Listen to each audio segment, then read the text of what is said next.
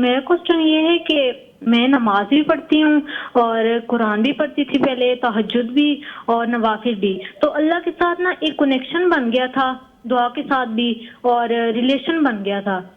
تو نماز اب بھی پڑھتی ہوں، قرآن پڑھتی ہوں، تہجد بھی پڑھ رہی ہوں، لیکن وہ ریلیشن شپ نہیں بن رہا، وہ جو میرا کنیکشن تھا اللہ تعالیٰ کے ساتھ وہ دوبارہ نہیں بن رہا. ایسا لگتا ہے کہ کچھ میں دور ہوتی جا رہی ہوں اللہ تعالیٰ سے، تو وہ کنیکشن دوبارہ کیسے بن سکتا ہے؟ ایمان گھٹتا بڑھتا رہتا ہے، یہ مفتیان کرام بھی بتاتے ہیں ہمیں. ٹھیک ہے، بہت شکریہ بہن، آپ نے کال کی ہے.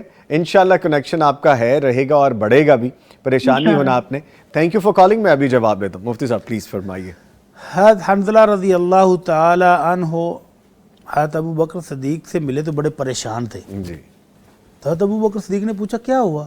کہنے لگے نافق حنظلہ، حنظلہ تو منافق ہو گیا.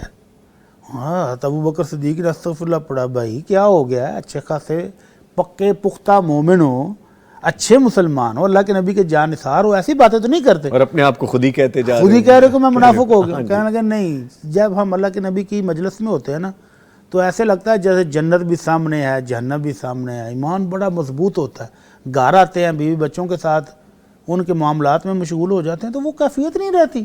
تو مجھے تو لگتا ہے کہ میں تو منافق ہو گیا.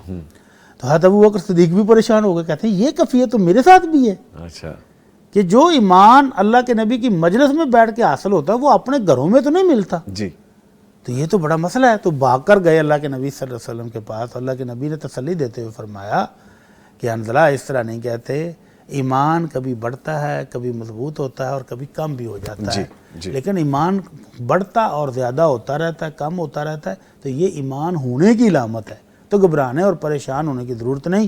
لیکن اگر تمہارا ایمان ہر وقت اسی طرح بوسٹ ہی ہو، ہر وقت پیک پر رہے، تو پھر تو فرشتے آ کر تمہیں سلام کریں، رستوں میں بھی اور تمہارے بستروں پر آ کر بھی. اللہ اکبر.